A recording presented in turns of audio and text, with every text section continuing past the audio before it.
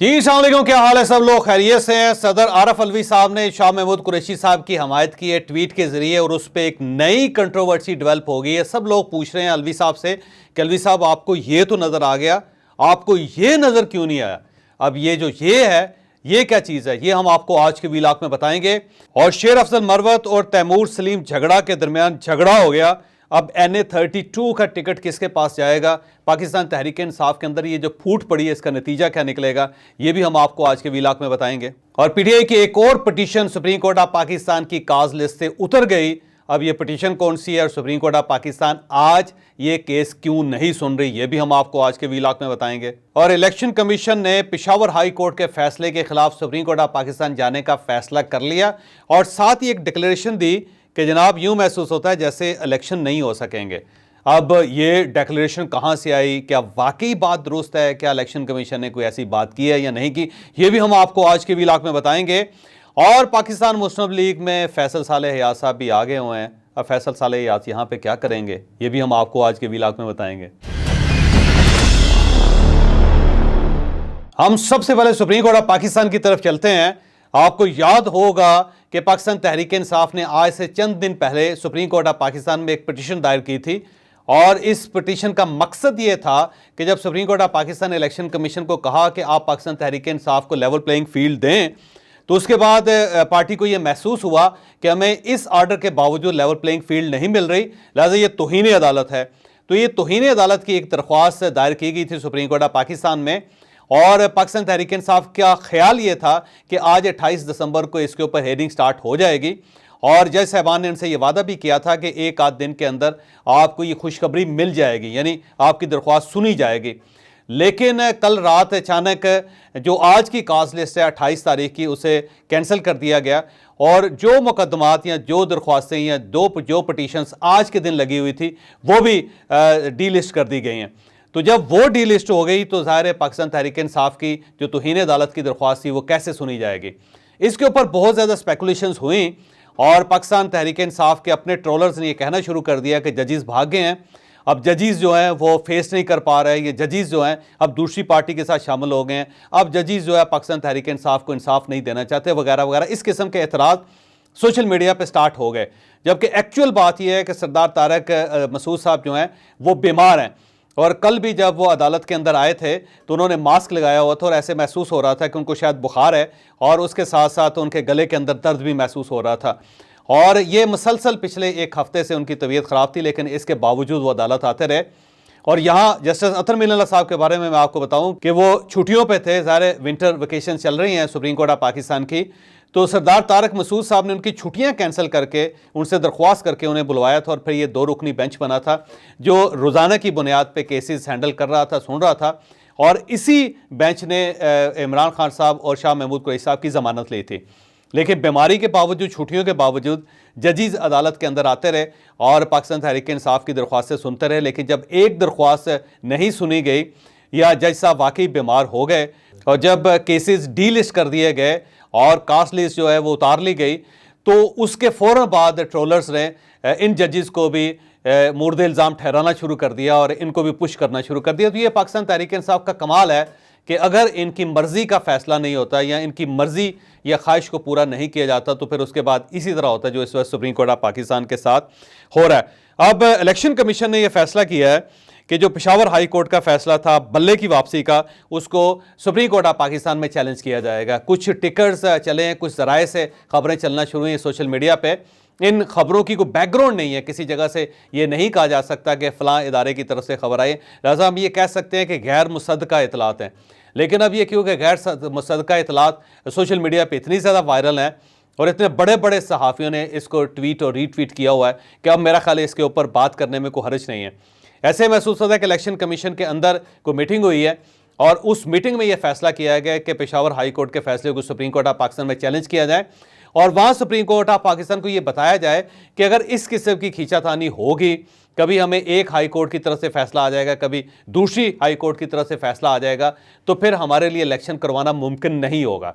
और जब supreme court of Pakistan को ये बताया जाएगा तो फिर सुप्रीम कोर्ट ऑफ पाकिस्तान एक क्लियर डायरेक्शन देगी, या फिर हमें एक मैंडेट दिया जाएगा या हमारे इख्तियार में इजाफा किया जाएगा कि जो फैसला आप करेंगे उसे किसी अदालत के अंदर चैलेंज नहीं किया जा सकता।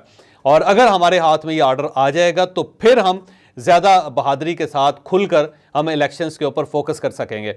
अगर कभी एक हाई कोर्ट में जाना पड़े और कभी दूसरी हाई कोर्ट में जाना पड़े, और अब जब 9 जनवरी को पेशावर के अंदर केस स्टार्ट होगा और रोज़ाना की बुनियाद पे उसकी ज़ाहिर हेयरिंग होगी और फिर उसके टिकट चलना शुरू करेंगे, तो फिर हम कैसे इलेक्शन करवा सकेंगे। तो एक फीलिंग इलेक्शन कमीशन के अंदर से डेवलप हुई है, जो मेरा ख्याल है आने वाले दिनों में सुप्रीम कोर्ट ऑफ पाकिस्तान जाएगी और सुप्रीम कोर्ट ऑफ पाकिस्तान में इस चीज़ को एड्रेस किया जाएगा। मेरा अब ज़ाती ख्याल ये कुछ इंफॉर्मेशन भी है कि जब काजी फायज़ ईसा साहब वापस आएंगे छुट्टियों से तो उनके पास ये दरख्वास्त रखी जाएगी, और काजी साहब क्योंकि बड़े क्लियर हैं इलेक्शन के मामले में, तो फिर वो इलेक्शन कमीशन का जो पत्थर है उसके ऊपर एक और लकीर खींच देंगे और कहेंगे कि अब इस लकीर को भी नहीं मिटाया जा सकता। क्योंकि जब इलेक्शन कमीशन को मुख्तलिफ अदालतों में घसीटा जाएगा तो इलेक्शन कमीशन काम कैसे करेगा। तो ये बात बड़ी हद तक उनकी दुरुस्त है। तो इलेक्शन कमीशन भी अब सीधा हो गया और मेरा ख्याल है वो सुप्रीम कोर्ट ऑफ पाकिस्तान जाके एक क्लियर आर्डर लेने की कोशिश करेगा। हम शेर अफजल मरवत और तैमूर सलीम झगड़ा साहब के इशू की तरफ आते हैं, बल्कि इनके झगड़े की तरफ आते हैं।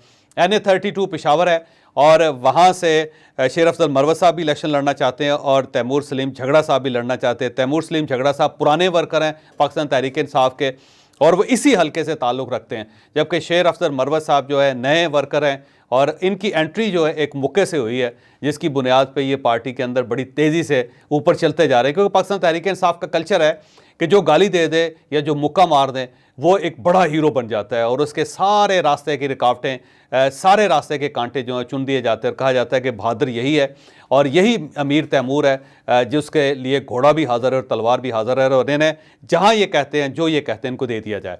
तो अब शेर अफजल मरवत साहब एक मौके की वजह से आगे बढ़ते चले जा रहे हैं और तैमूर सलीम झगड़ा साहब को इसके ऊपर एतराज़ है। वो ये कहते हैं कि इनका ये हल्का भी नहीं है और अगर इन्होंने पेशावर से इलेक्शन लड़ना है तो फिर इन्हें वो वर्कर जो पेशावर के साथ ताल्लुक़ रखता है उसे मौका देना पड़ेगा। इसके बगैर तो इस तरह तो इलेक्शन नहीं हो सकता। ये अपने हलके में जाएं और वहाँ पे इलेक्शन लड़ें। लेकिन शेर अफजल मरवत साहब का ये कहना है कि मुझे चेयरमैन साहब ने कहा, यानी कि इमरान खान साहब ने कहा। अब इमरान खान साहब का नाम बहुत सारे लोग इस्तेमाल कर रहे हैं। अयाज अमीर साहब ने पिछले दिनों कहा था कि मुझे अडाला जेल से हुक्म आया है कि आप इलेक्शन लड़ें। तो मुझे लगता है कि इमरान खान साहब जेल के अंदर बैठे बैठे ही ठीक ठाक पीर बन गए हैं जो अहकाम जारी कर रहे हैं और सबको कह रहे हैं कि कोई मसला नहीं बच्चे, चढ़ जा तू और मामला ठीक हो जाएगा। तो शेर अफजल मरवत साहब को इमरान खान साहब ने कहा हुआ है और इधर तैमूर सलीम झगड़ा साहब को भी इमरान खान साहब ने कहा है। अब किस इमरान खान साहब की बात मानी जाएगी, किसकी नहीं मानी जाएगी, ये एक सवाल है जो अब कारकुनों ने पूछना शुरू कर दिया है। अब हम आते हैं फैसल सालेह हयात साहब की तरफ। फैसल सालेह हयात साहब पाकिस्तान पीपल्स पार्टी के साथ ताल्लुक़ रखते थे, बड़े पुराने वर्कर हैं। शाह जीवना जो मिज़ार है झंग में उसके केयर टेकर भी हैं और झंग से ये हमेशा जीतते हैं। वोट बैंक इनका बड़ा तगड़ा है और बेगम आबदा हुसैन के साथ इनका मुकाबला था। ये दोनों आपस में कज़न्स भी हैं और इनकी राइवलरी भी है, इलेक्शन और पॉलिटिकल राइवलरी भी है इनके अंदर। कल मियाँ शहबाज शरीफ साहब और राना सनाउल्लाह साहब इनके पास गए। शाह जीवना मज़ार के ऊपर इन्होंने चादर भी चढ़ाई और फैसल सालेह हयात को अपनी पार्टी में शामिल कर लिया। तो अब फैसल सालेह हयात के आने से पार्टी तगड़ी होगी या नहीं होगी, ये तो एक अलग सवाल है। लेकिन एक चीज़ और एक बहस जो इस वक्त मीडिया के अंदर चल रही है वो ये है कि यही चेहरे हैं जो कभी इस पार्टी के अंदर, कभी उस पार्टी के अंदर, कभी उस पार्टी के अंदर, जो पार्टी भी इक़्तिदार में आ रही होती है, इनका कमाल ये है कि दौड़ के उस पार्टी की पहली सफ़ में शामिल हो जाते हैं और इलेक्शन लड़ने से पहले इनकी वजारत पक्की होती है। तो अब फैसल सालेह हयात क्योंकि पाकिस्तान मुस्लिम लीग नून में चले गए, तो इसका मतलब ये है कि गवर्नमेंट जो है पाकिस्तान मुस्लिम लीग नून की बन रही है और फैसल सालेह हयात साहब उस गवर्नमेंट के वज़ीर भी होंगे। लिहाजा इलेक्शन होते हैं या नहीं होते, इलेक्शन फैसल सालेह हयात साहब जीतते हैं या नहीं जीतते, लेकिन इनकी वजारत पक्की है। क्योंकि जब मियाँ शहबाज शरीफ साहब खुद चल के राना सनाउल्लाह साहब को साथ लेके फैसल सालेह हयात साहब के डेरे पे पहुंच के, तो अब ज़ाहिर है वजारत तो इनकी पक्की होगी। वजारत के बगैर तो फैसल सालेह हयात साहब किसी पार्टी में नहीं जाते। अब शाह महमूद कुरैशी साहब के इशू की तरफ आते हैं। कल सदर साहब ने शाह महमूद कुरैशी साहब के साथ जो ज़्यादती की पुलिस ने, उसके ऊपर एक ट्वीट की और उस ट्वीट को मैं पढ़ के सुनाता हूँ आपको। सदर साहब ने कहा, हमें ऐसी रियासत नहीं बनना चाहिए जहाँ इंसानी हकूक़ और वक़ार को बिला खौफ पामाल किया जाए। कागजात छीनना, मुजाहिरीन के खिलाफ बेरहमाना कार्रवाई और अब 2 हुकूमतों के साबिक़ वज़ीर ख़ारजा के साथ गैर मुहज़्ज़ब सलूक पर हकाम को ज़रूर तवज्जो करनी चाहिए। रुजत पसंद दलाइल के ऐसे वाक़यात पहले भी रूनुमा होते रहे हैं, मुनासिब नहीं, क्योंकि पाकिस्तान को बदलना होगा। और अगर हम बहसीते कौम इस पर मुत्तफिक हैं तो आज से बेहतर कोई दिन नहीं। तो ये सदर आरफ अलवी साहब की ट्वीट है। पहली बात तो ये है कि मैं इनकी बात से 100% इत्तफाक करता हूँ। पाकिस्तान में ऐसे वाक़यात नहीं होने चाहिए। चलें आज से ही फैसला कर लें कि हमने इस किस्म के वाक़यात का तदारक करना है, और कल अगर शाह महमूद कुरैशी साहब की हुकूमत आ जाती है या इमरान खान साहब की हुकूमत आ जाती है तो उस गवर्नमेंट में इस किस्म का कोई वाक़या पेश नहीं आएगा। ये एक फ़ैसला ज़ाहिर करना चाहिए और सदर साहब को ऐलान करना चाहिए कि अगर हमारी हुकूमत आती है, मैं लिख कर देता हूँ कि किसी पॉलिटिकल फिगर के साथ कोई पॉलिटिकल विक्टिमाइजेशन नहीं होगी, इस किस्म का कोई वाक़या हमारी हुकूमत में पेश नहीं आएगा। तो सबसे पहले तो आप ऐलान करें। दूसरा, जब ये सदर साहब की ट्वीट आई तो फौरी तौर पे एक सवाल सदर साहब से पूछा जाने लगा कि जनाब आपको शाह महमूद कुरैशी साहब तो याद आ गए, और उन्हें पुलिस ने बहुत ज़्यादा धक्के भी नहीं दिए, बड़ी इज्जत के साथ 2-4 धक्के दे के उन्हें गाड़ी में बिठा दिया गया।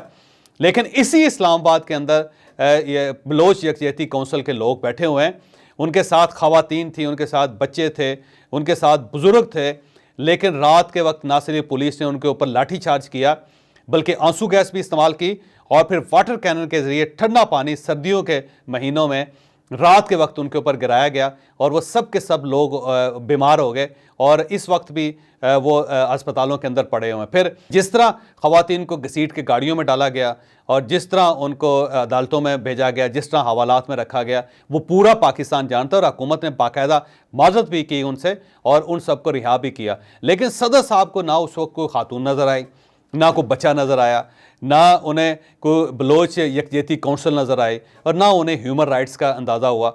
लेकिन जब शाह महमूद कुरैशी साहब के साथ पुलिस ने थोड़ा सा नारवा सलूक किया तो सदर साहब तड़प उठे और उन्होंने ट्वीट कर दी। अगर सदर साहब पूरे पाकिस्तान के सदर हैं तो फिर उन्हें बलोच यकजहती कौंसिल के लोगों के साथ भी यकजहती करनी चाहिए थी, उनके सर पर भी हाथ रखना चाहिए था और उनके लिए भी उन्हें एक ट्वीट करनी चाहिए थी। तो मेरा ख्याल है ये जो सवाल है या ये जो जवाब है इसके अंदर जान है और हमें इसके ऊपर सदर साहब से दरख्वास्त करनी चाहिए कि सदर साहब इस्लामाबाद के अंदर जब भी कोई इस किस्म का वाक़या हो तो कोई खुदा खौफी किया करें, सदर होने का हक़ अदा किया करें, उस पर खामोशी इख्तियार ना किया करें कि सिर्फ आप ये समझते हैं कि जो आपकी पार्टी के साथ जिसका ताल्लुक़ है उसके साथ अगर कोई ज़्यादती हो जाए तो वो ह्यूमन राइट्स हैं और वो ज़्यादती है, और अगर किसी और के साथ आ जाए, ख्वाह वो ख़वातीन हो, बच्चे हों, बुज़ुर्ग हों, और वो तुरबत से 1000 किलोमीटर का फासला तय करके, बल्कि 1000 किलोमीटर से ज़्यादा का फासला तय करके पैदल इस्लामाबाद पहुँच रहे हों और फिर फेडरल कैपिटल में जिसके सदर साहब भी उसके सरबराह हैं, उस वहाँ पे अगर उनके साथ ये सलूक हो तो फिर ये काबिल अफसोस बात है, क्योंकि सदर साहब खामोशी की चादर ओढ़ के बड़े गर्म कमरे के अंदर सोए रहे और लोग अब आपसे इनसे पूछते हैं सदर साहब उस वक्त आप कहाँ से। तो ये सवाल ज़ाहिर है सदर साहब से बनता है।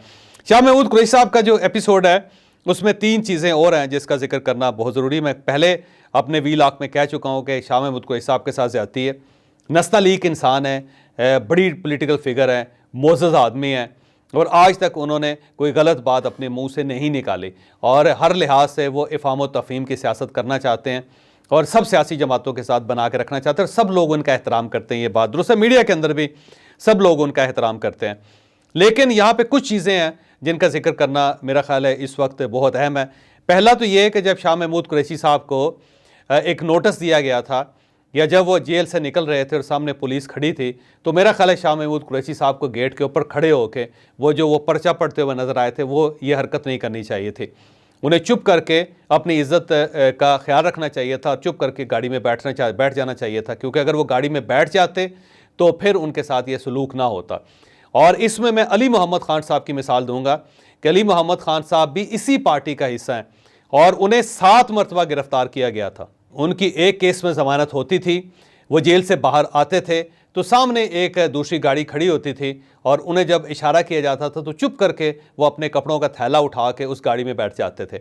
इस तरह 7 मरतबा उनको गिरफ्तार किया गया और वो 78 दिन जेलों के अंदर रहे और मुख्तलिफ सेल्स के अंदर रहे। 4 जेलों के अंदर उन्हें रखा गया और 4 जेलें और 7 मरतबा गिरफ्तारियाँ और 78 दिन जेल बर्दाश्त करने के बाद वो चुपचाप करके घर चले गए और इज्जत और एहतराम के साथ अपने घर में बैठे हुए हैं और अपना मौक़िफ़ भी टेलीविज़न चैनल्स पे खुलकर बयान करते हैं। ना किसी ने उनको टेलीविज़न पे जाने से रोका, ना उन्हें सेंसर किया गया और ना उनको प्रेशराइज़ किया गया। वो खुलकर बात करते हैं। वो आज भी शाह महमूद कुरैशी साहब का जिक्र करते हैं। तो आपके पास एक ऑप्शन था, आपके पास एक मिसाल थी। आप अली मोहम्मद ख़ान बने, आप फवाद चौधरी साहब ना बने कि आप उठ के दौड़ पड़े थे पुलिस को देख के। तो शाह महमूद कुरैशी साहब के पास ये ऑप्शन था कि इज़्ज़त के साथ वो गाड़ी में बैठ जाते। एक मुकदमे के बाद दूसरा मुकदमा, दूसरे मुकदमे के बाद तीसरा मुकदमा, कितनी देर इनको जेल में रखा जा सकता था। तो बिल आखिर शाह महमूद कुरैशी साहब अपने घर चले जाते। लेकिन इन्होंने एक दूसरा रास्ता इख्तियार किया जो मेरा नहीं ख्याल के मुनासिब था। गो शाह साहब के साथ मेरी हमदर्दी है, मैं शाह साहब के साथ जो सलूक किया गया उसे कंडेम पहले भी कर चुका हूँ और मैं दोबारा कंडेम करता हूँ कि यह सलूक नहीं होना चाहिए था। मामलात को आगे बढ़ाना चाहिए, बेहतरी की तरफ जाना चाहिए। दूसरा, ये जो शाह महमूद कुरैशी साहब को आज कल गिरफ्तार किया गया, ये चीज़ साबित करती है कि पाकिस्तान तहरीक इंसाफ के साथ कोई डील नहीं हुई। जो एक डील का कॉन्सेप्ट आ रहा था कि इनको ज़मानत मिल गई है तो अब ये डील हो गई है, तो इससे साबित कर दिया कि डील कोई नहीं हुई।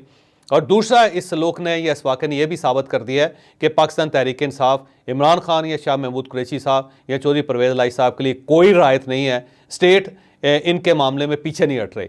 लिहाजा स्टेट उस वक्त तक फ़ाइट करती रहेगी जब तक इन सब को सज़ा नहीं हो जाती या फिर ये बाकायदा स्टेट के साथ बैठ के माजत नहीं करते। तो ये वाक़या साबित कर रहा है कि रायत वाली बात नहीं है, क्योंकि जो एक प्रोपेगेंडा किया जा रहा था कि ठंडी हवाएं चलनी शुरू हो गई हैं, तो अब वो ठंडी हवाएं या गर्म हवाएं, उसका ऑप्शन शाह महमूद कुरैशी साहब की गिरफ्तारी के बाद ख़त्म हो गया। फिर शाह महमूद कुरैशी साहब जब जेल के अंदर खड़े थे और वहाँ पर वो पर्चा पढ़ना चाह रहे थे, उससे पहले वो मीडिया को आवाज़ दे रहे थे। उन्होंने कहा मीडिया वालों आगे आ जाओ, मीडिया वालों आगे आ जाओ। और जब वो गाड़ी के ऊपर चढ़े तो उस वक्त भी वो मीडिया को बुला रहे थे। ये चीज़ साबित करती है कि जब आपके ऊपर मुश्किल वक्त आता है तो आपको मीडिया की ज़रूरत होती है, फिर आप उसकी इज्जत भी करते हैं, फिर आप उनको कहते हैं बेटा आप आगे भी आ जाए। लेकिन जब आप गवर्नमेंट में आते हैं तो मीडिया के बारे में आपका जो रवैया है इंतहाई अफसोसनाक होता है। मैं शाह महमूद कुरैशी साहब के साथ एक मेरा बैड इंसिडेंट हुआ था। एक इंटरव्यू हो रहा था, उस पर एक सवाल के ऊपर भड़क उठे थे जो बहुत ज़्यादा उस वक्त पीटीआई के लोगों ने उठाया था कि देखें शाह महमूद कुरैशी ने छतरोल कर दी जावेद चौधरी की, या शाह महमूद कुरैशी साहब देखें पड़ गए जावेद चौधरी को, या शाह महमूद कुरैशी साहब ने जावेद चौधरी को लटा लिया वगैरह वगैरह। उस वक्त इस किस्म के थंबनेल चले थे। तो मामला ये है कि जब आप इक़्तिदार में होते हैं तो उस वक्त भी मीडिया का एहतराम कर लिया करें, क्योंकि सिर्फ मीडिया है वो जो आखिरी वक्त में भी आपका साथ देता है। कल अगर रिपोर्टर्स या मीडिया के लोग जो वहाँ पे मौजूद थे आपका क्लिप ना अपलोड करते, ना वो इसको चलाते, ना वो इसको नशर करते, तो आज शाह महमूद कुरैशी साहब के लिए अच्छी आवाज़ें पाकिस्तान के अंदर से ना आ रही होती। तो मीडिया सिर्फ अपना काम करता है। शाह साहब याद रखिएगा, वो जो भी मजलूम होगा उसकी वो आवाज़ उठाएगा। आज आप मजलूम हैं, आपकी आवाज़ उठाई जा रही है। कल राना सनाउल्लाह मजलूम था, उनकी आवाज़ उठाई जा रही थी। और परसों जब सदर आरफ अलवी साहब के साथ कुछ होगा तो मीडिया उस वक्त भी उनकी हमायत करेगा। तो मीडिया का एहतराम अगर आप जेल के अंदर खड़े होकर करते हैं तो खुदारा बाहर आके भी कर लिया करें। यही आपका आखिरी डिफेंस होता है, याद रखें। और अगर आप इस डिफेंस का एहतराम नहीं करेंगे तो फिर कोई शख्स आपके लिए कलमा हक बयान नहीं करेगा।